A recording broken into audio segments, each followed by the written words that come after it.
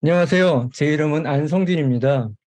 저는 일반 고객들을 많이 만났어요. 컴퓨터 전문가들이 아니고 일반 고객을 만나서 우리가 알고 있는 거 조금만 그분들 업무에 더해드리면, 그분들은 일이 되게 잘 풀리는 걸 봤어요. 그래서 저는 어느 순간부터 일할 때나 뭐 할 때 가능한 한 이제 어렵게 얘기 안 하고 쉽게 얘기하는 게 조금 버릇이 되고 좀 그렇게 얘기하려고 하거든요. 오늘은 데번싱크 소개를 할 건데요. 그냥 데번싱크 프로그램에 만드는 것보다는 그냥 제 사례 간단한 거 하고, 데번싱크를 제가 오늘 취미에 관련된 거 하니까 앞에 취미에 관련된 것도 좀 소개해 드릴게요. 어차피 우리가 지식 관리에 목마르고 좋아하는 사람이다 보니까 모르는 지식 나오면 재밌잖아요. 또 그런 것도 한번 해볼게요. 제목은 제가 나의 데번싱크 활용 사례를 소개합니다 하고요. 소제목으로 일상의 관심사를 발전시켜 고수가 되어보자 했습니다. 이 글은 많이 들어보셨어요.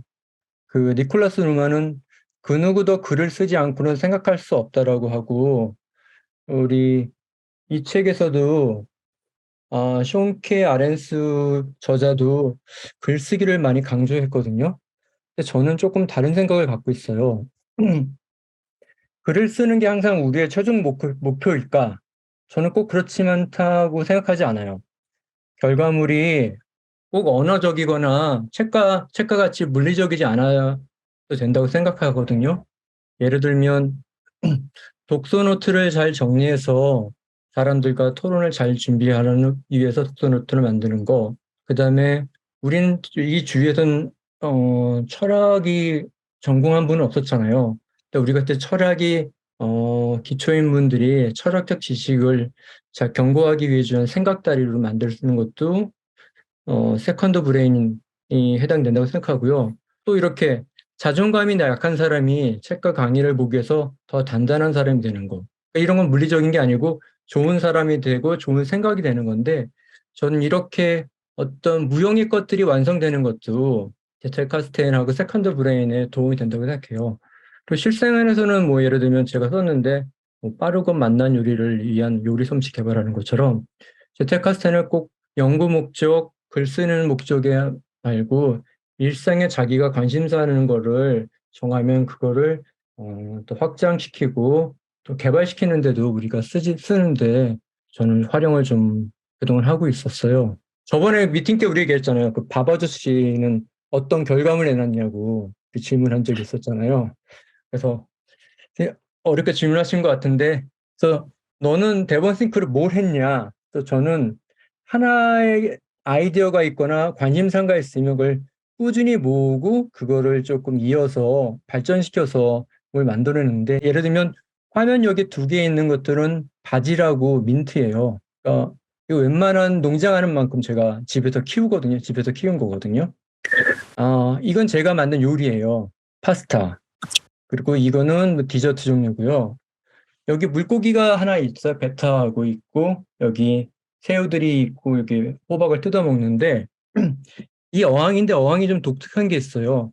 모든 어항에 다 있는 공기 뽀글뽀글 나오는 것도 없고, 물 정화기도 없거든요. 이게 어떤 거냐면, 이 안에 에코시스템을 만들어서 여기서 서로 독성을 제거하고, 이 또 풀이 산소를 만들어내고, 또 생명체가 유기체나 배설물에 넣으면 영양이 되는 이제 에코시스템을 만들었거든요. 그렇게 하나에 있으면 보통은 어항을 사놓고 물고기 사놓고 에어펌프를 사놓는데, 저는 환경적으로 아니면 이 안에서 환수도 안 하고 물을 갈지도 않고 키웠거든요. 그런 식으로 제가 키울 수 있는 것들을 제가 생각하는 거를 조금 더 확장을 시켰고, 이거는 제가 춘천 마라톤 완주한 건데, 물론 마라톤을 잘하려면 달리기를 해야 되지만 달리기 말고도 지식이 많이 필요하더라고요. 호흡법이나 영양법이나 아니면 트레이닝 하는 법, 그런 게 많이 들어요. 무조건 달린다고 42km를 뛸 수 있는 건 아니거든요. 그렇게 저는 그 달리기 모임에도 나갔지만 개인적으로 자료를 모아서 음, 처음에 10km 하프 마라톤 그리고 풀코스까지 딱 하고, 이젠 더 안 해요. 됐으니까. 그래서 저는 이렇게 데번싱크로, 물론 이제 철학이나 다른 쪽도 있는데 이런 게 잘 보이니까 이렇게 했어요. 다음 한번 또 보면요. 오늘 노트 토크 순서는 이렇게 돼요. 생뚱맞게 아프리카가 있는데 어차피 우리가 그 지식에 목마른 사람이 지식을 좋아하잖아요. 그래서 아프리카 분면에 설명이 좀 있을 거예요. 왜냐면 이게 데번티크 사례에 조금 나올 게 있기 때문에 맨 처음에 아프리카 문화를 설명을 좀 하는 시간을 가질 거고요. 데번싱크 활용 사례가 나오기 전에 데번싱크가 뭔지 약간의 설명은 있어야 될 것 같아서 데번싱크 설명을 조금 할 거고요. 마지막에 제가 데번싱크를 어떻게 활용했고 그거랑 데모를 한번 준비를 해봤어요. 이제 우리가 오해하는 아프리카 한번 얘기해 볼게요. 프란다이스 개 아세요? 이거 저도 어렸을 때 다는 못 봤는데 봤는데 대부분 이 무대가 어디냐고 얘기하면 네덜란드라고 얘기해요. 왜냐하면 여기 풍차가 있고 여긴 남학신이 있고 이 아이의 복장이 있는데 바라의 본고장은 벨기에예요. 외국인이 한국 문화, 중국 문화, 일본 문화를 거의 비슷하게 보듯이 우리도 외국 문화를 다 비슷비슷하게 보는 거예요. 이게 네덜란드건 이게 뭐 벨기에건 다 똑같이 보는 거죠. 이 세계 지도를 왜 그러냐면요. 이게 데카르트 메르카토르 방식 세계 지도예요.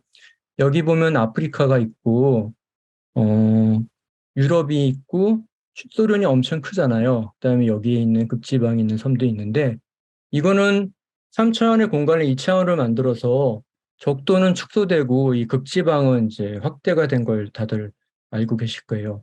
이거를 좀 사실적으로 그래프를 지도가 나온 걸 보면 실제로 아프리카는 적도 밑에 거의 가까운 데가 많아서 거의 면적은 같은데 여기 보시면 이 섬은 실제 요거밖에 안 되고요.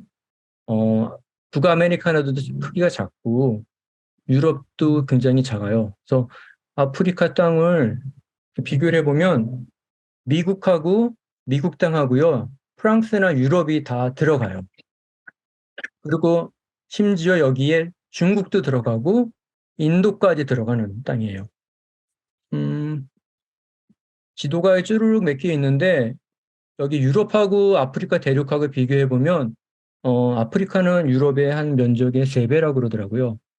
유럽의 면적하고 북아메리카를 합치면 합친 것보다 아프리카 대륙이 더 크다 그러더라고요. 그러니까 우리가 그만큼 아프리카 많이 모르는 거죠. 한 번은 이제 날씨에 대해서 한번 얘기했었는데 저 아는 친구 중에 나이젤에서 온 친구가 있어요. 네, 한국의 대구 쪽에서 학교를 다니게 했는데 대구로 가기 전에 저하고 밥을 먹으면서 대구 날씨 어떠냐고 물어보더라고요. 대구 여름에는 40도쯤 된다 그랬더니 깜짝 놀라면서 자기네 아프리카보다 더 덥다고 그러더라고요. 진짜 날씨를 봤더니 아프리카는 많은 쪽이 여름에 습도가 많지 않더라고요. 그래서 체감 온도가 우리보다 더 낮고 그렇게 덥지 않고 아프리카의 몇몇 지역은 겨울에 영하로 떨어져 스키장 열리는 곳까지 있거든요. 그러니까 우리는 그렇게 아프리카를 좀 모르는 게 있어요. 요거는 이제 한번 제가 여러 나라의 음악하고 춤을 조금 준비해 놨는데 한번 보시면 재밌을 것 같아요. 남아프리카 공화국 음악하고 앙골라 코트디부아르 이게 옛날에 아이보리 코스트라는 곳이었고요. 콩고가 있거든요. 여기 한번 영상을 한번 볼게요. 맨 먼저 이거는 이제 남아프리카 공화국 춤이에요.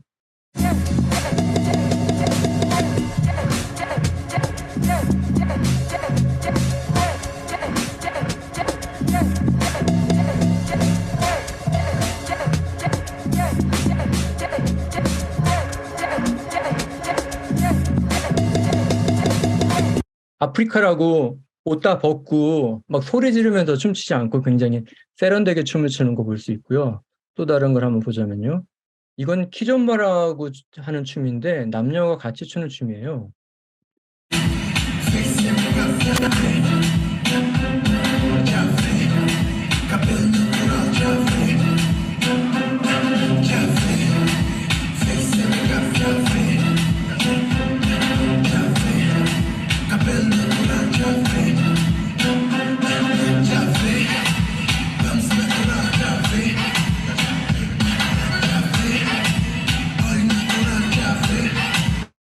꽤 좀 섹시한 댄스인지 이게. 그 다음에 한 몇 개만 더 보자면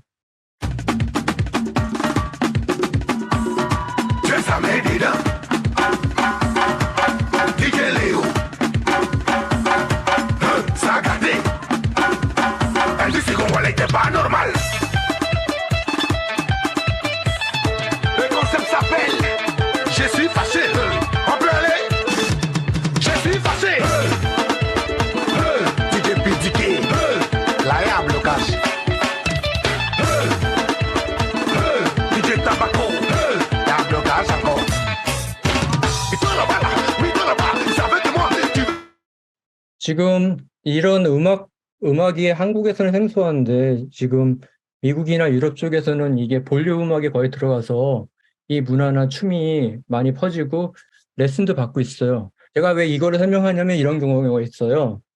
옛날에 우리가 MP3를 처음에 들었을 때는 폴더별로 이제 정리를 했잖아요. 예를 들면 발라드, 성시경, 발라드, 뭐 어떤 가수 했는데 성시경의 노래를 만약에 가끔 댄스곡을 칠 수가 있잖아요. 그러면 옛날 같았으면 이 폴더를, 이 파일을 다시 저기다가 저장을 해야 되는데, 우리가 아이튠즈나 그런 거 보면 태그가 있으면 파일은 하나지만 태그를 달면 얘가 발라드 가수의 발라드 앨범에도 들어있지만 댄스곡을 부르면 댄스 노래를 부른 사람 쪽에도 올라가잖아요. 그러니까 이런 식으로 이게 나중에 미디어를 정리할 때 이제 데번싱크가 미디어 정리할 때도 좋은데 저는 학습 영상 같은 거나 댄스 이렇게 튜토리얼 같은 걸 하는데 이제 한 댄서가 다른 장르의 음악을 하거나 아니면 한 선생님이 다른 거를 할 때 옛날 같으면 폴더를 정리를 해야 되는데 가상의 폴더를 넣어서 관리하는 법 때문에 이런 사례를 한번 제가 얘기해 본 거고요. 데번싱크 한번 설명을 해볼게요. 데번싱크는 정확히 아주 특별한 프로그램을 생각할 수 없는 것 같아요. 이게 거의 만들어진 지 20년 정도 되는 프로그램을 알고 있는데 제일 중요한 게 파일하고 미디어 관리 브라우저예요. 그러니까 우리가 어, 애플 같은 경우는 사파리로 파일 검색할 수 있잖아요. 근데 그런 정보에 그런 검색에다가 메타 정보를 각 파일에 갖고 있는 데이터베이스를 만들어서 훨씬 더 정확히 검색하고 여러 가지 쿼리도 줄 수 있고 그다음에 필터링도 할 수 있는 거라고 보시면 될 것 같아요. 그다음에 뭐 웹페이지 같은 거 캡처하고 저장할 수 있고 메모 작성하고 웹이나 RS 리더를 사용하고 있어요. 저도 그래서 다른 RS 리더를 사용하지 않고 이걸 RS 리더를 읽다가 내가 재밌는 거 있으면 폴더를 옮기는 식으로 하고 있고요. 저번에 노톡 중에 데번스크 앱에 대해서 물어보셨는데 종류가 크게는 두 가지예요. 데스크탑용과 모바일용이 있어요. 모바일은 iOS하고 아이패드 쓰는 거고요. 데스크탑용은 표준하고 프로하고 서버가 있는데 서버는 사실 필요가 없고요. 표준하고 프로가 있습니다. 저도 표준을 쓰는데 프로 버전은 OCR하고 몇 가지 검색 기능이 더 추가됐고 그 전체 문서나 전체 DB에서 어떤 특정한 단어를 많이 쓰나 그렇게 고급 정보를 주는 기능이 좀 있어요. 표준을 쓰시다가 프로를 업그레이드 하시거나 그냥 프로만 사시면 될 것 같아요. 데이터 생성은 두 가지 방식이 있어요. 하나는 파일이 여기 있는데 그 파일을 데이터베이스에 몽땅 가져오는 임포트 방식이 있고요. 또 하나는 파일이 별도로 있고 데이터베이스가 따로 있는 인덱스 방식이 있는데 그 두 가지 장단점이 있습니다. 임포트 방식은 그 DB에서 파일을 가져오니까 그 데이터베이스에 파일이 문서나 사진이나 PDF나 영상까지 들어가니까 그 하나만 관리되니까 편한 거죠. 근데 단점이 이제 그 원래 파일도 있어야 되고 DB에 들어야 되니까 파일 사이즈가 커지는 게 단점이고요. 인덱스 방식은 파일의 원래 위치 정보는 그대로 있고 DB의 파일의 위치 메타 정보가 기록이 되는 거죠. 그러니까 DB가 있고 파일은 따로 있는데 저는 대부분 인덱스를 많이 써요. 왜냐하면 이제 클라우드 서비스를 쓰는데 이게 클라우드 서비스의 파일들을 다 메타 정보를 가져와서 데이터베이스 만들 수 있는데 저는 아이클라우드에서도 인덱스 방식으로 쓰고 있고요. 데번싱크도 받아들이고 있고 에버노트는 임포트밖에 안 임포트하고 있고 원노트도 또 제가 인덱스를 받아들이고 있어요. 그러니까 대부분 저 같은 경우는 인덱스를 많이 쓰는 편이고요. 이제 동기화 방식도 저번에 한번 누가 문의해 주셔서 그 질문했는데 두 가지 방식이 있어요. 빌트인 다이렉트 방식이 있고요. 익스터널 방식이 있는데 빌트인은 그 맥 OS들을 보면 프린트가 봉지르라고 드라이버 설치 안 돼도 같은 네트워크에 있으면 같이 잡히는 거 보셨을 거예요. 그런 식으로 한, 한 맥이 서버 역할을 하고 나머지는 클라이언트 역할을 하는데 그게 복잡하지 않고 같은 네트워크에 쓰면 복잡한 네트워크 설정은 없이 거의 이제 자동으로 동기화되는 게 있어요. 이게 속도도 제일 빠르고 제일 안정적이에요. 근데 단점이 내가 사무실에 있고 밖에서는 이게 동기화가 안 되는 거죠. 또 하나는 익스터널인데 익스터널은 드롭박스나 아이클라우드를 이용하는 거예요. 그래서 아니면 나스를 갖고 있으면 웹DB 같은 거를 해서 어, 이걸 해놓으면 동기화가 거의 실시간으로 되고 어떤 네트워크에 있어서도 이제 동기화 되니까 밖에서 많이 쓸 경우는 익스터널을 더 많이 쓰게 되는 경우가 되죠.